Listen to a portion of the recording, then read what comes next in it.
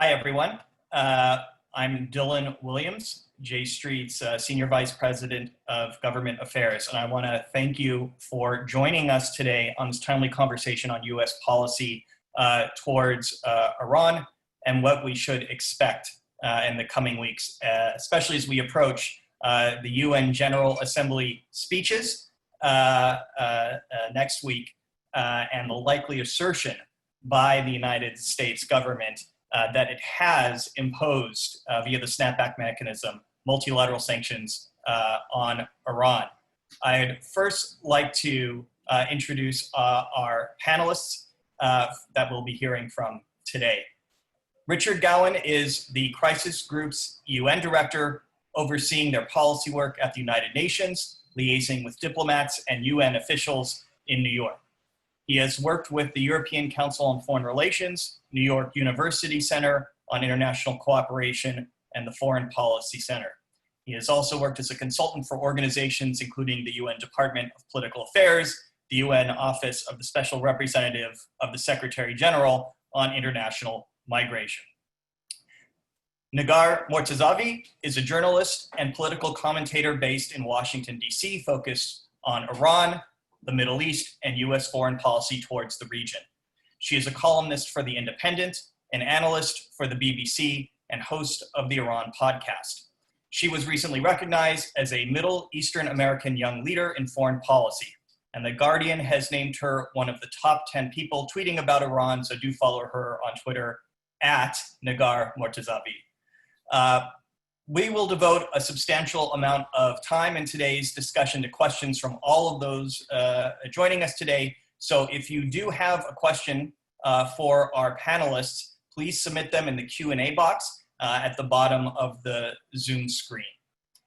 I'd like to start the conversation off by asking Richard to talk us through what has happened thus far in terms of the U.S. Attempting to trigger the snapback mechanism and what we should expect next week at the United Nations General Assembly.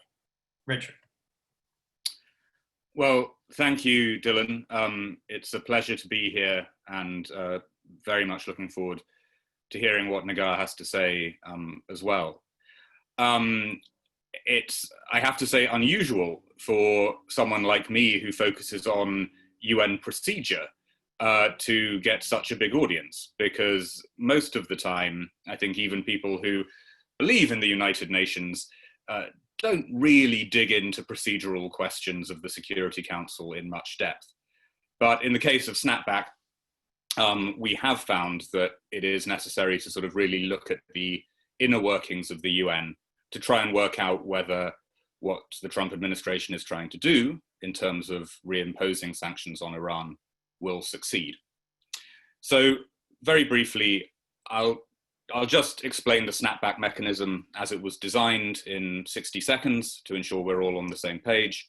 I'll talk about what we've seen so far since Secretary Pompeo came to the UN and announced he was triggering snapback on the 20th of August.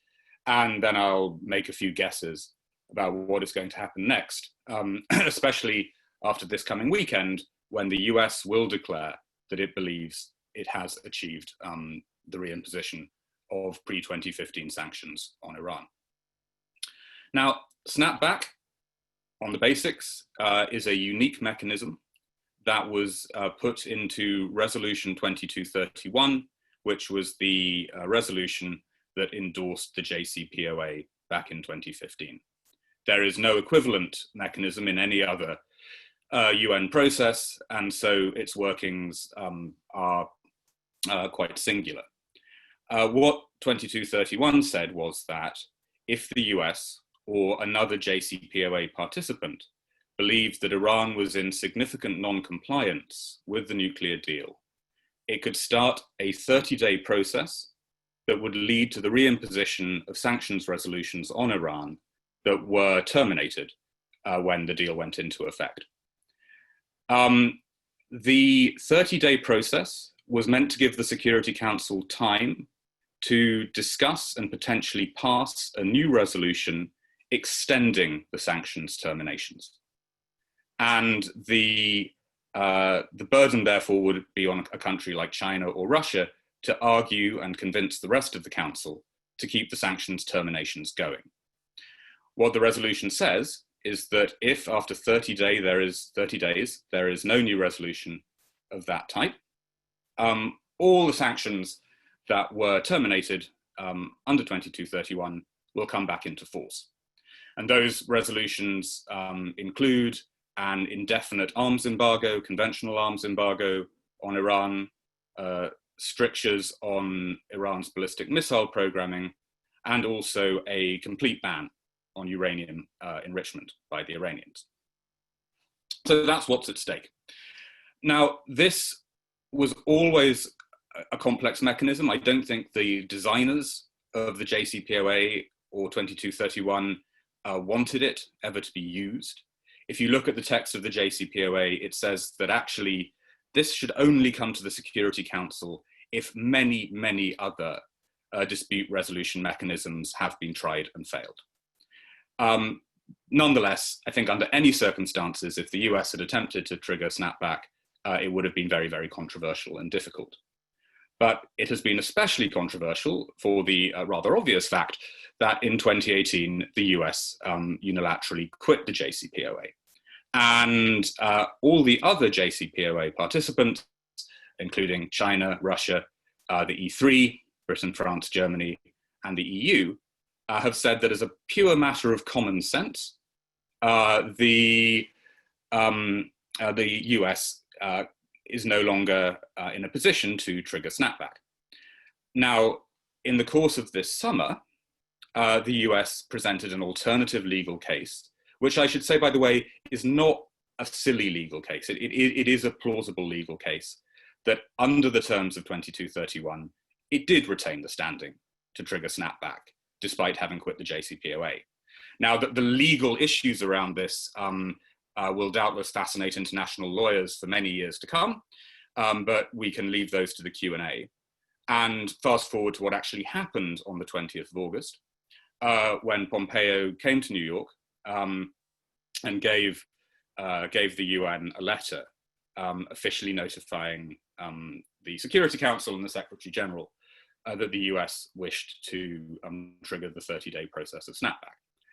On that day, literally while Pompeo was still in New York, the E3, including the Brits, who many observers had thought might side with the Americans in a crisis, stood up and said, no, as a matter of common sense, the US had lost the standing to trigger snapback, and the E3, the Chinese, the Russians, and actually 13 of the 15 members of the Security Council simply said within a matter of days that they did not believe the US could do this. Interestingly, none of them got into the legal arguments. None of them got tangled up in the US legal case. They simply stated as a plain fact that the US had lost the right to trigger snapback. And so we've been in two alternative universes in New York. The US has been claiming that the 30-day process leading up to snapback this weekend has been underway, and all the members of the Security Council, with the exception of the Dominican Republic, have been denying that is the case. And what is going to happen this weekend, and I think Elliot Abrams outlined this in a press briefing yesterday, is that late on Saturday night, the US will declare that the 30 days have passed, there is no resolution continuing the sanctions terminations, and therefore all the sanctions that the UN agreed on Iran prior to 2015 are fully back in force. Everyone else will say, no, that is not true. We did not believe in your process and we do not believe in the outcome. And this will lead to a very confusing situation in which, for example, the UN Secretary General, Antonio Guterres, will be getting competing messages from the US mission on First Avenue and from the British and French missions on Second Avenue, telling him to do entirely different things. The US will be telling Guterres that he needs to set up a panel to start monitoring the reimposition of old sanctions on Tehran. Others will be telling him that he should simply ignore the Americans. Now, this is, I think, going to create a prolonged period of confusion at the UN. And quite frankly, I think that Antonio Guterres will simply tell the Security Council, he actually said this yesterday fairly clearly, that he cannot be expected to decide on what is happening with the sanctions if the Security Council cannot agree on it itself. It's worth saying that neither Guterres nor anyone else in the UN system has the power to act as an umpire or arbiter in this debate. There is no parliamentarian, as it were, who can decide the issue. So I think within the UN, we'll basically see paralysis, and I think that everyone is going to lie rather low and hope this problem will somehow go away. Unfortunately, for those who would like to lie low, next week is the UN General Assembly high-level week. And that means that on the morning of the 22nd, Tuesday morning, President Trump will address the General Assembly, as he does every year.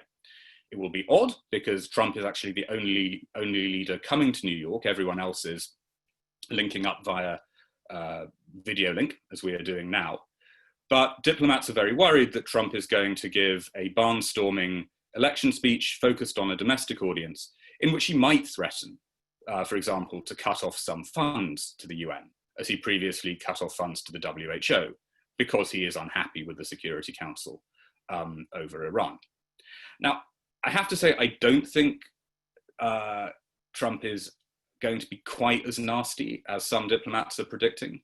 I think he has some positive messages to tell the foreign and domestic audience right now, such as the normalization deal between Israel, UAE and Bahrain.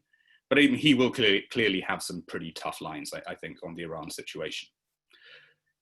Beyond the General Assembly, the next big test, and maybe the really big test, actually comes in October.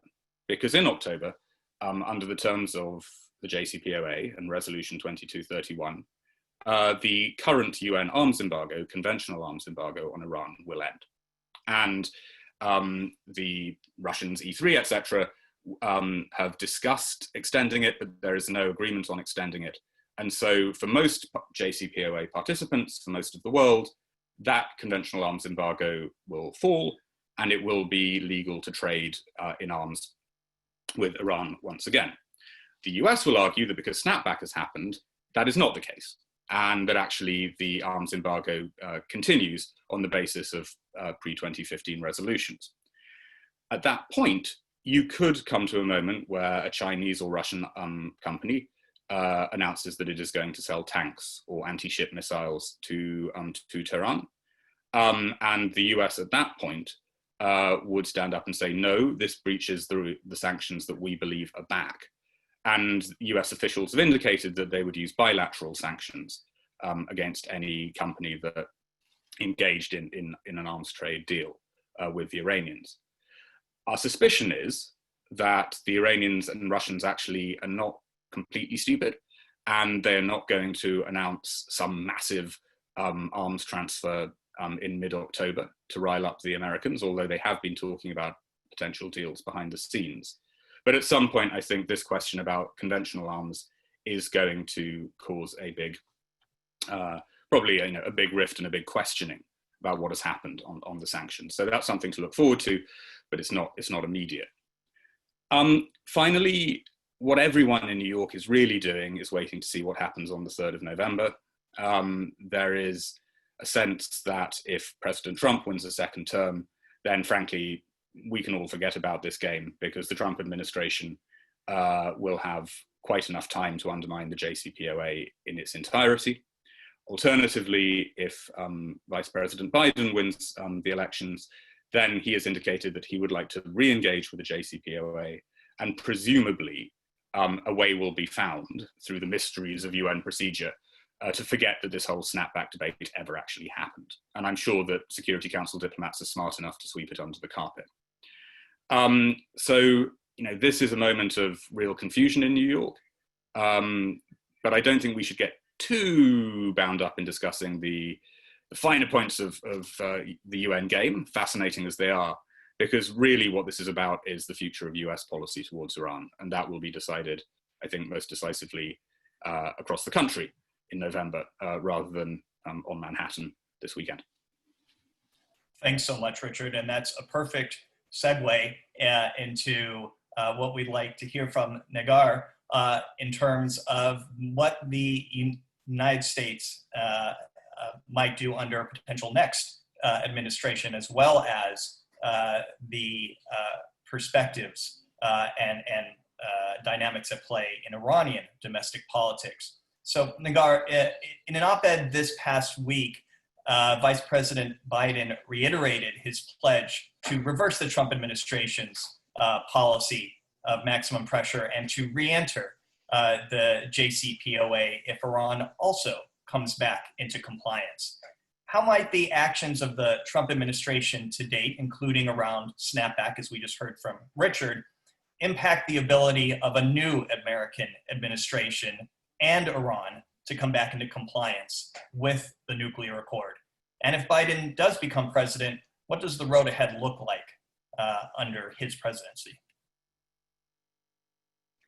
Thank you, Dylan, for the introduction, and thanks to J Street for hosting this important event. And I will try to keep my comments short to leave more time for Q&A, just to build up on what Richard was saying, which I agree with, that the snapback mechanism or what's happening in Manhattan is not going to have a major effect on what comes after November. And as an answer to your question, I think the road ahead for Biden, if he does in fact become President Biden, is narrow. And basically the window of opportunity is very small, as it has been between Tehran and Washington in the past 40 years, because every time you have a pro, and I don't want to get into the moderate or hardline or reformist camps in Iran, that's another argument for a different day, but let's just call it pro-diplomacy or pro-negotiation camp. When every time you have someone like that, like former President Khatami or current President Rouhani, on the US side, it's usually coincided for at least most of their terms with someone on the more hardline camp when it comes to Iran. And we witnessed that under President Obama, which I want to make some comparisons to what's going to happen under Joe Biden, because I think there are some very similar periods. President Obama came into office with a very strong plan for engaging Iran, but his term coincided, and it was a great plan, but it coincided with Mahmoud Ahmadinejad on the other side in Tehran. We all know how that went, and it basically didn't kick off, at least officially, until a more moderate or pro-engagement president came into power, which was President Rouhani. And then as soon as the JCPOA was finalized or successful, President Obama was out of office, and on this side, someone like President Trump came into power. So I think what we need to understand is that when Joe Biden comes into office in January, he will only have a few months to coincide with the pro-engagement camp in Iran, which is President Rouhani. His term is ending in summer. His second term as president. There will be presidential elections in Iran, and there's a very high chance that a more hardline president is going to win.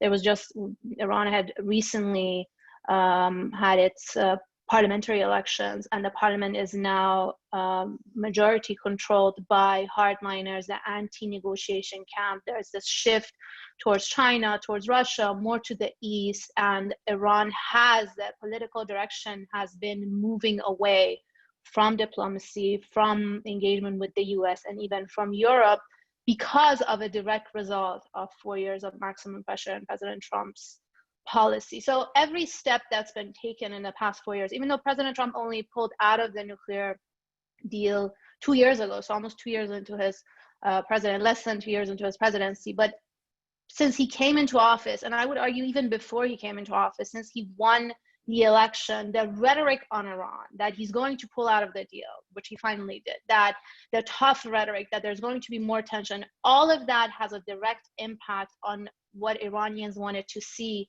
as a result of the JCPOA or negotiations, which was economic benefit. So as soon as President Trump talks about pulling out of the nuclear deal, this is back when he was candidate Trump or when he was president-elect, even in November, that has a direct impact on the Iranian currency, on the Iranian market, and on what ordinary Iranians viewed as a result of negotiating with the US. So right now we're at this period of almost total hopelessness. When you look at the Iranian society, repression is very high, the political direction has been very hardline, and there hasn't probably been a larger gap between the population, or at least the pro-diplomacy population, and the state or the political power. We've seen the Rouhani camp, and not just Rouhani, this is Rouhani and Zarif, which is his team, who conducted the negotiations and delivered the JCPOA. We see them increasingly getting weaker in the Iranian political structure, and even the society and their base, basically the constituency that brought Rouhani into power. He ran on a mandate of negotiating with the West, negotiating with the US, and resolving the problems. And he won two elections on that main mandate. We see basically the society or the populace losing their confidence or hope in not just the fact that they could deliver, but even if they did deliver that kind of deal, that it won't have any impact, that some new president in the US can just come and tear it up overnight. And they've seen that happen. So going back to Joe Biden's piece in the CNN, as you mentioned, his op-ed, which I think was very important. It's very important for the Biden team, especially for Joe Biden, to send consistent signals to Tehran. And by signal, I mean coming public with how he views his future or potential dealing with Iran, and how he's going to take steps if he comes into the White House. And I think this piece was a great start. And Tehran is watching US elections very closely. I don't think there's going to be a major policy shift in Tehran until November. They're definitely waiting to see either if they can wait the Trump team out, or even if President Trump wins, to then think of the road ahead for the next 4 years of possible continuation of maximum pressure, or a President Biden coming into office. So I don't think there's going to be a major shift in Tehran's path. They've been slowly pulling out of the JCPOA, not completely, but they've been pushing the limits of the deal. But it's important to notice that it's in a way that's reversible. They're not burning bridges, because they have been prepared, and we see this not only in signals but in public statements from not just the moderates up in the top echelons of power in Iran, that Iran is prepared to return back to the JCPOA if the US does return. And this is, I think, something that the Biden presidency has to basically not only reverse the damage that the Trump administration has done to diplomacy, to the deal, to international mechanisms. You know, pulling out of this deal wasn't just a US-Iran thing. The US has isolated its closest allies. The Europeans are very confused. They have limited power. They want to save the deal, but they can't take the economic burden of standing up to US sanctions, because the US is such a strong economy. So all of that, I think, has to be viewed by the Biden team. There has to be a consistent message, a unified message, because in Iran, they also understand there's, you know, advisors, there's foreign policy teams around Joe Biden, and each one of them are going to have a say in the decision making. So I think the consistency of the message is important, and also the window of opportunity, considering that it's short, and basically this issue with the diplomacy with Iran has to be made a priority by the Biden team. Now, we know Joe Biden has said that he would immediately reverse, for example, the travel ban, which is something that's also impacting not only Iranian Americans, but also basically alienating US's closest allies, which is the Iranian people in Iran, those who have loved ones in the US, who have connections and ties. I think returning to the JCPOA should also be a priority, not to, as a first step for the Biden presidency. This has to be seen as reversing the damage, or trying to repair the damage that the Trump administration has done to diplomacy with Iran, and as a way to open the door for potential more talks, which is something that in the era of JCPOA and post-JCPOA, that was the talk of both here in Washington and also in Tehran, that this framework could be a building block to build more on other aspects of problem between Tehran and Washington, and also European capitals, Iran's regional adventures, even the human rights situation in Iran. None of that has improved under President Trump's maximum pressure policy. Iran's presence in the region hasn't changed. In fact, I can argue that it's gotten more adventurous. Iran's human rights record hasn't changed. We even see dual national prisoners in Iran. Iranian Americans haven't been, their situation hasn't been impacted by this administration. So I don't see the maximum pressure having any positive impact. And I think Joe Biden has a very short time to basically reverse the damage of that. And then he can build, there's this talk of building on that as a door to more negotiations and more potential agreements, and basically the US playing more of a moderating role in the region, which was what the Obama administration was continuing to do.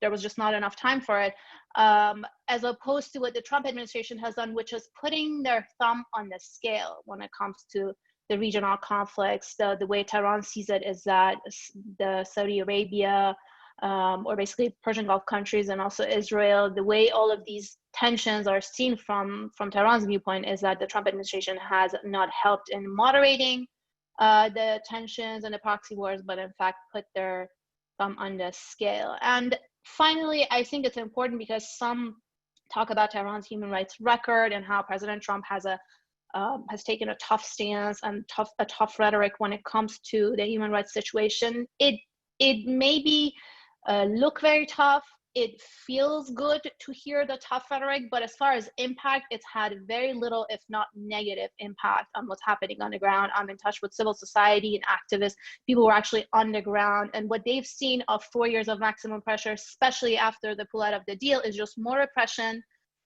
more pressure on civil society, on activists, on journalists, on people who used to be allowed some form of criticism, who are now called by the hardliners as mouthpieces for President Trump, as mouthpieces for Bibi Netanyahu, and have to, pay a much higher price because of this tension and this external pressure that's put on the state, basically, in Iran, or on the regime, and has strengthened the more hardline part of the Iranian political structure. The IRGC commanders are now calling a lot of the shots, as opposed to the moderates who President Obama was dealing with.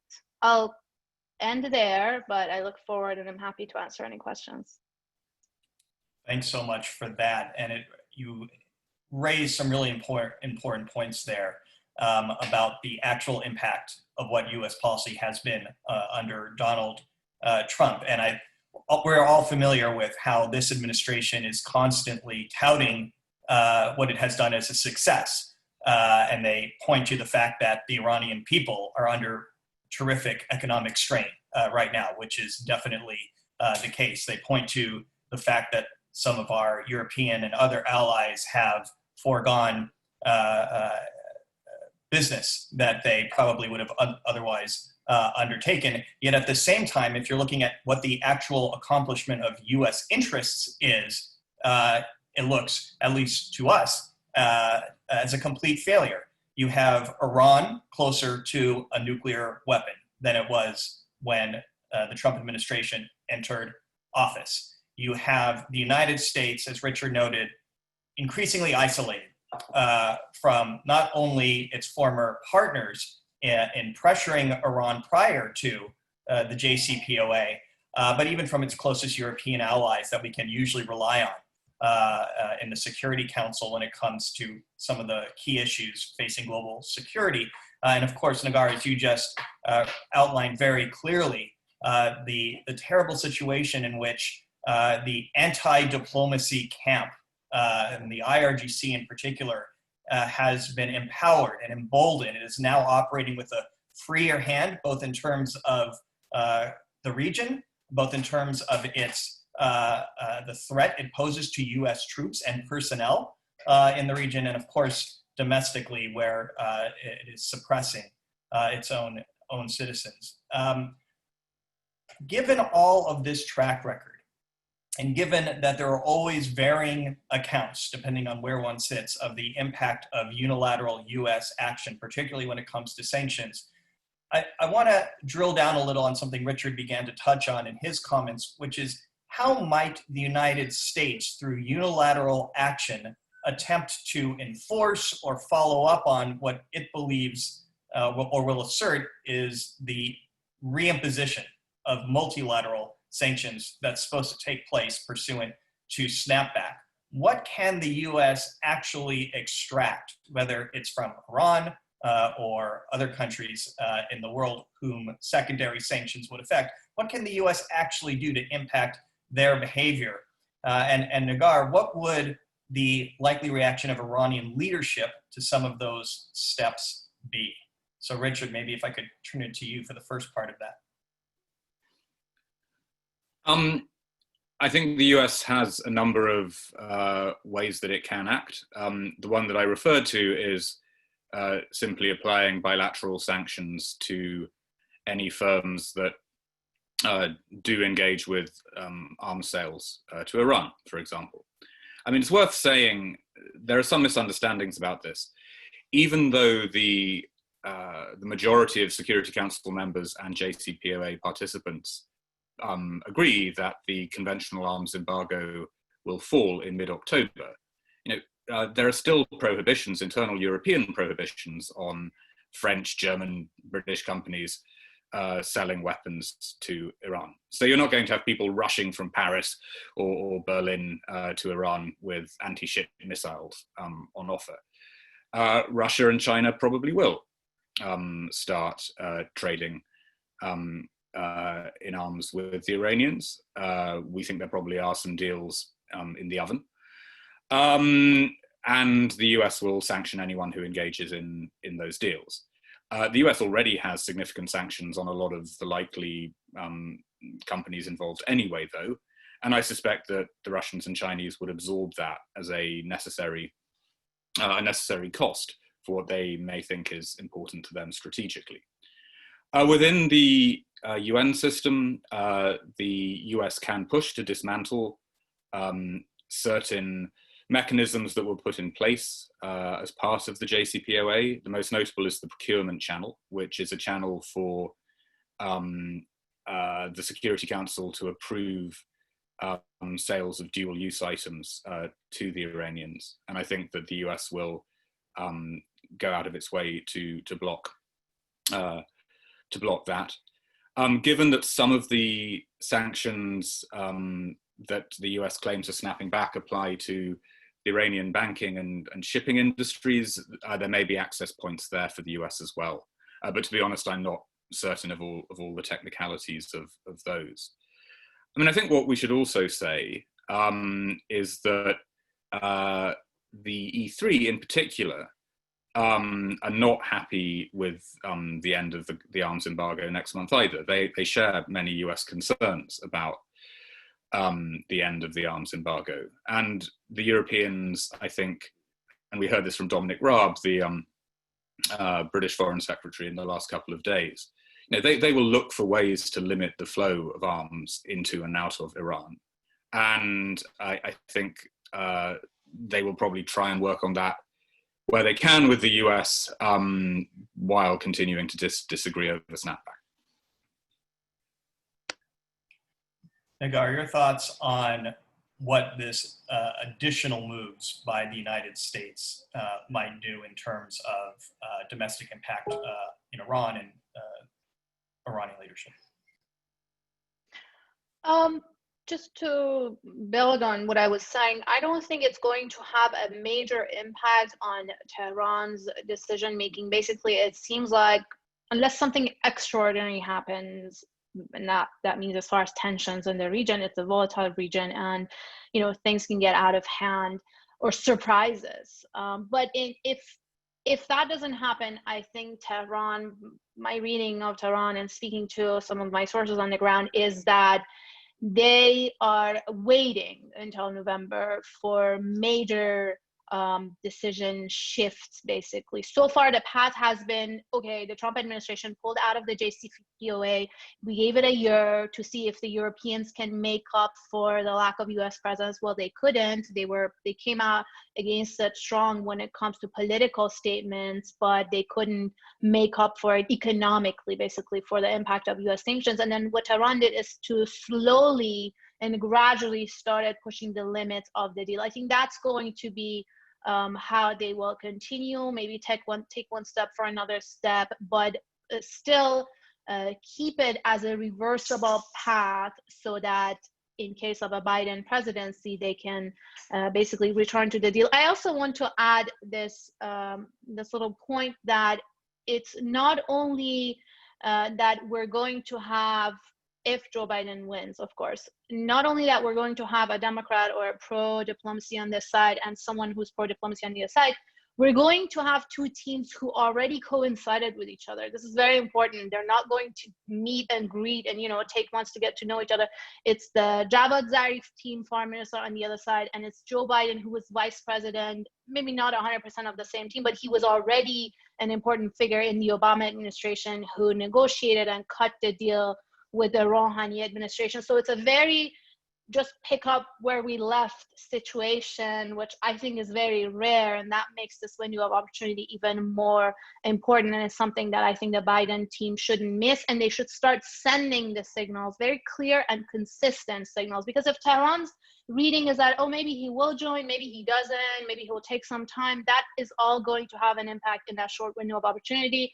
We already see the hardliners have the upper hand in Tehran. That could be reversed to some extent if Joe Biden wins and diplomacy is restored. But if not, and we see another hardline president, it's important to note that there's going to be probably 2 terms in Tehran, 2 of the 4 years, which is 8 years, which is for the rest of the Biden presidency. He may have to deal with a hardline president in Iran, supported by a hardline parliament, and basically no real or sustainable negotiations, as we saw under President Ahmadinejad and a negotiating team like Saeed Jalili, who, when we hear from American negotiators, they basically had a hard time even sitting down and talking to each other.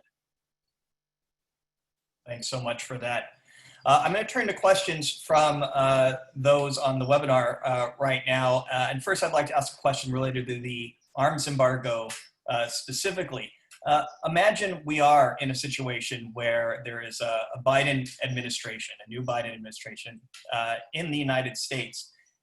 In that situation, what do you think it would take, both in terms of multilateral negotiations with the Security Council, but of course also P5+1 negotiations or whatever other construct there is with Iran, to get back to a place where we do have some conventional arms restraints, or at least some semblance of the one that's about to expire, back on a multilateral basis on Iran?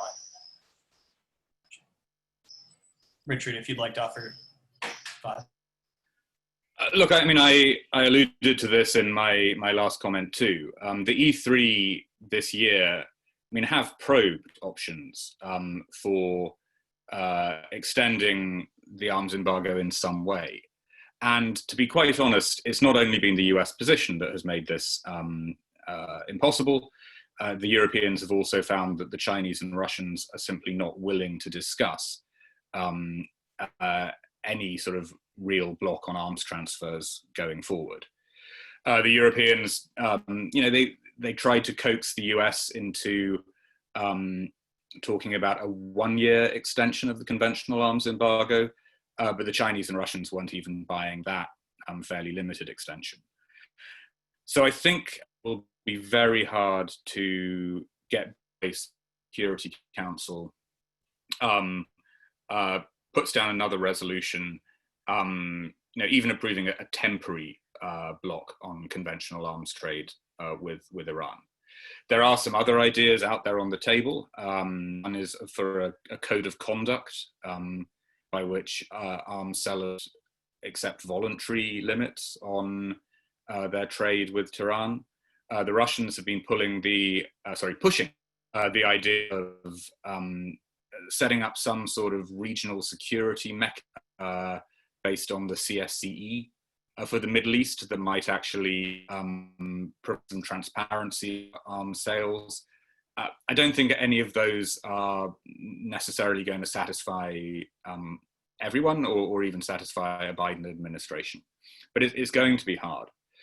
I mean, what I would say though is that if a Biden administration particularly were to be willing to re-engage with the JCPOA as Negar has described, then I think that Moscow and Beijing, at least, would have some interest in facilitating that process.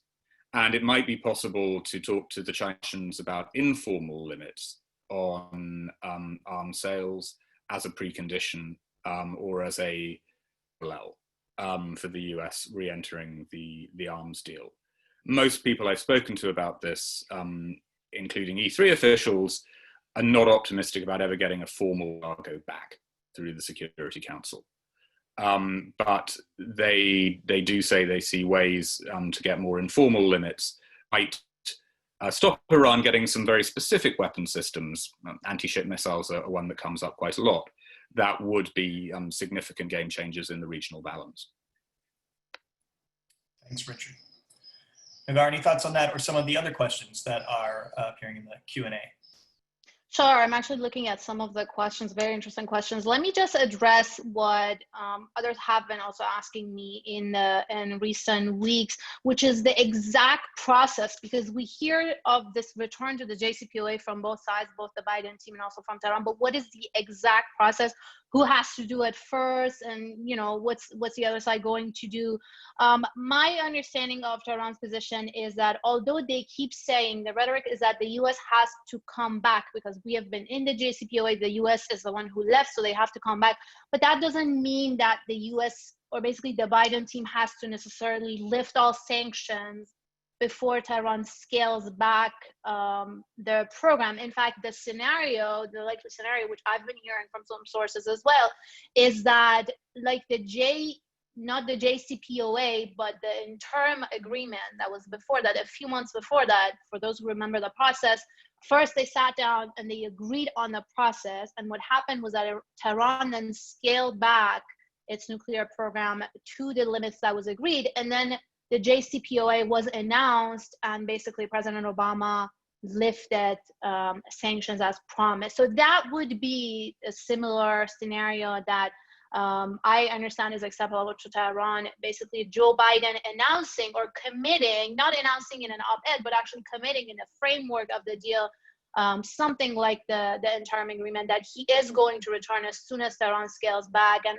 my understanding is that Tehran is ready and prepared to scale back within a matter of even weeks, much shorter than what the 2015 process was, because the steps they've taken are reversible. And once they do, then a potential President Biden can lift sanctions as agreed. So it's more of the signal or the commitment or the understanding, and that is going to, in fact, have an impact on Iranian economy as well. As soon as President-elect Biden talks about returning to the JCPOA, you know, a serious commitment to that, that's going to give a boost to the much crushed, basically, Iranian economy. And I also wanted to add a note to my initial comments as far as maximum pressure, which I think has failed in achieving any of its stated goals, but it has been successful in pressuring the Iranian economy to the point of crushing it, in,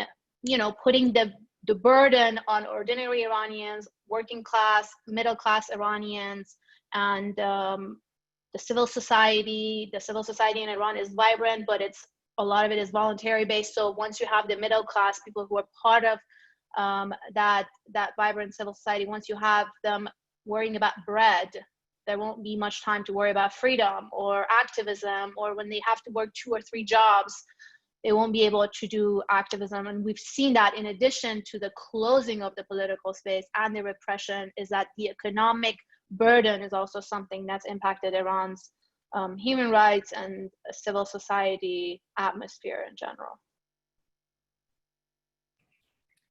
Thanks so much for that.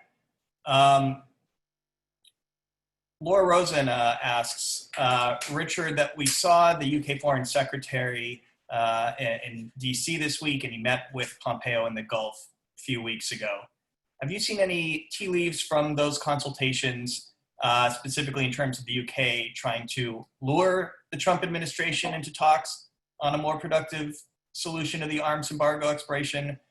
And do you see any gap opening up between the UK and E2 positions in terms of the UK maybe trying to be more accommodating to the Trump administration? I mean, the UK's position on Snapback has been sort of one of the fascinating subplots of this story this year. That for I think a lot of politicians in London who tend to prioritize the transatlantic relationship above all else, splitting with the US over Iran and siding with Paris and Berlin has been a difficult position. What I hear from some of my compatriots back in the UK, which is a country I left a long time ago, is that actually senior figures in the Conservative government, including Raab, including actually Prime Minister Johnson and the Defence Secretary, I think Ben Wallace, all remain personally convinced that maintaining the nuclear is a decisively important goal for UK foreign policy, and they have been willing to oppose the US as a result of that conviction. Nonetheless, throughout the year, the UK has always been the one of the E3 that has been trying the most common ground with the US. Probably been the Germans who've been most sort of hard line in their rejection of the US position. Nonetheless, for the time being, I don't see the UK splitting with the E3. I don't see the UK suddenly jumping ship and supporting position on Snapback. I think what Raab was trying to do in his recent comments, in which he was attempting to emphasize common ground, is really just lower the temperature of this debate. And actually all the E3 want to make two things clear. Firstly, the fact that they are protecting the JCPOA doesn't mean that they are siding with Iran, in inverted commas. They're very keen to emphasize that they are supporting the deal. That doesn't mean that they are blasé about Iran's activities in the Middle East. Second, I think that you are probably seeing Raab looking at the polling numbers in the US and recognizing that, in contrast to the summer, when Biden had a very strong lead, the outcome of the election is now very uncertain. And so I think that he, but actually also other European diplomats, are keen to lower the temperature over this, avoid public bust-ups, and try and minimize the sense of friction. Because if you do have a second Trump administration, you don't want this incident to really poison diplomacy going into it. Thanks so much, Richard. Negar, a couple of questions from viewers here, and let me sort of put two of them together. First of all, this week, of course, we had an announcement at the White House of peace deals, as they phrased it, between Israel, the UAE, and Bahrain that were hosted by the United States. Folks watching this are wondering, to what extent this agreement was furthered by or might have an impact on regional dynamics vis-a-vis Iran. And then whether one wants to view it as at the other end of the spectrum or not, we're also starting to see some concerns expressed about the possibility of further military confrontation between the United States and Iran. What can you tell us about the prospects for that and how that is viewed in terms of Iranian leadership? How they are viewing the military confrontation that they've already had with the United States in recent months, and their posture going forward. Great questions. On the deals, or basically coming out deals, as I call them, because the relationships have been going on, not officially between Israel and some of the Arab states in the Persian Gulf. I see that more as a continuation of, just to simplify it, putting a thumb on the scale of, building this front against Iran. But at the same time, I also see that as a sign that possibly these states are gearing up for a potential Biden presidency, and removing of the thumb from the scale, as we saw under President Obama. Basically, his mantra was that you guys have to learn to share the neighborhood with each other without, much intervention from us. So I think maybe that is them rushing to try to build this alliance or this closer relationship with Israel, gearing up for future re-engagement and the opening of diplomacy with Iran. But at the same time, I don't see that as a very strong and sustainable alliance when it comes between Israel and some of these Arab countries. As far as their chances for war, it seems like Tehran has been trying to contain to a certain point their forces and proxies, at least to wait until November and see what happens. But at the same time, we saw, when I talked about the adventures, we saw certain incidents over the past year as tensions hiked in the region between Iran and the US and some of their allies, with the tankers, with the Saudi oil facilities and all of that happened. So they have the option of, making trouble in the region, and not necessarily directly, but through certain forces. But I think what's important is that neither of the two sides, or at least the chunk of the population, want to have a war, want to engage in military confrontation. The population that will pay for that first, of course, are the Iranians. But then at the same time, if a situation similar to Iraq or any kind of direct engagement between US and Iran happens, we've seen the massive toll, both the human toll and the financial toll on the American society. And I don't think there's an appetite in the US for that kind of military confrontation. And I believe the Trump administration, and even someone like Mike Pompeo, who's been talking openly about bombing Iran for years, they understand that there's no such appetite. And I think that's why we see this pattern of trying to pull Iran to basically take a bait to be the one who starts the confrontation. We saw that in the killing of Qasem Soleimani. The administration is still trying, and I think failing, to frame that as a defense. It's a defensive step, or preventing an imminent attack, which we see that even Democrats haven't been convinced as far as evidence provided. And there was an interesting question I want to answer about democracy.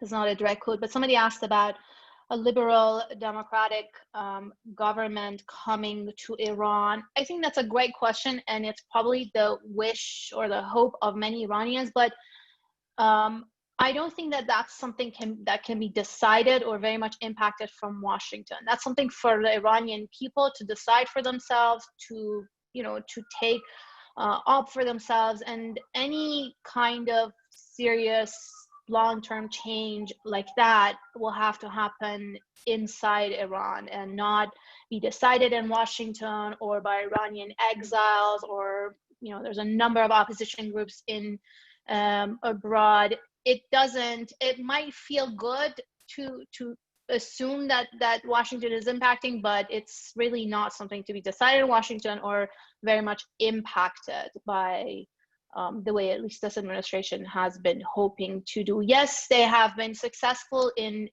crushing the economy and basically adding to the chaos. We've seen a lot of anti-government moves in the country, but the legitimate grievances of Iranians against their own government is not something that Washington basically can benefit from or move it towards a more democratic or liberal change without the will of the Iranian people. Thanks so much for that. We have about 3 minutes left in the hour, and I want to close with what I suspect most people watching this will see as a bit of a down note. But many are wondering, what are the scenarios here if Trump does win a second term? How does the dynamic between the United States and Iran, the United States and other world powers and its allies play out on a number of fronts? And Negar, why don't we start with you? Sure, and that is a very possible scenario. Don't get me wrong, talking all about a potential Biden presidency. I think that's the understanding in Tehran. reading the analysis and the talking points that are coming, that they are gearing up for both scenarios. There will be different responses as far as policy, but they are expecting that scenario as well. But even if President Trump comes, nobody knows. Is he going to keep Mike Pompeo, probably the most hawkish person, even more hawkish than himself in the administration, as his Secretary of State? Is he going to make a 180, bring back someone to try to negotiate with Iran, to sit down? He's been talking about negotiating, Iranian leaders being lovely men, taking photos with them, meeting, inviting Javad Zarif to the White House, and things like that. So depending on what President Trump's second term and his vision or path will look like, I think Tehran will respond. But what I understand is that the message that's coming is that they don't want to be seen as capitulating under pressure in times of weakness. So my understanding is that they're prepared to even wait out another 4 years of maximum pressure if that's something President Trump is going to continue. But if he changes direction and, as the Iranians have been asking, re-enters the JCPOA, or somehow does a more for more, not just more for nothing approach, that they might even be prepared to pursue something like that. Thanks, Negar. Richard. Let me just briefly also answer a question that Frank Wisner put in the Q&A, which is, will the US use secondary sanctions for companies dealing in non-military deals with Iran? All I would note is that European diplomats say that most European companies that were interested in civilian trade with Iran have already backed off because of the Trump administration's previous policies. And actually, that's one reason why the E3 don't feel very vulnerable to the US over this, because they don't really have strong economic ties with the Iranians that the US can threaten. And the Europeans say, frankly, it will be probably Chinese and Russian military firms that try and profit from this situation. And if the US wants to sanction those, so be it. Looking forward to the situation with a potential Trump 2. Look, I think what will the E3 try to do? I think, and you did hear some hints of this in Rob's comments. I think the first European instinct would be to try and see if there's some new common ground with Trump, to try and see if, some reality could be made of his talk of a great deal for Iran that he's willing to strike. If that fails completely, and if the US seem to be taking a more hawkish and more militarized approach to Iran, then I think the Europeans might feel that they had to, once again, as in the last couple of months, side with Russia and China in trying to identify some sort of framework for limiting the problem. But I would also say that if you have a Trump 2 administration, Iran is probably only 6 or 7 amongst European foreign policy concerns. There are bigger concerns such as the worry that Trump might actually make good on his threat to leave NATO. And so there will be bigger issues in the transatlantic alliance even than Iran. In the meantime, if I can just pivot off Negar's skepticism about the likelihood of a military clash, I would like to end the conversation on a high note, which is saying maybe what we've seen in the last couple of months is why the UN is so useful. Because the Trump administration has managed to act out its dislike for the Iranian regime by getting involved in a lot of UN procedural games, indulging in a lot of rhetoric around the Security Council. But rhetoric around the Security Council doesn't kill people. And actually, I'm much happier with the US battling with the E3 over Snapback than I was with the situation we had a year ago when it looked like an event like the Saudi Aramco attack could lead to a military escalation. So perhaps we've seen why the Security Council has been useful all along. Really great closing thought. Thank you so much, Richard. Thank you, Negar. Thanks to everyone who participated for your questions and your time. Have a wonderful day. Thank you.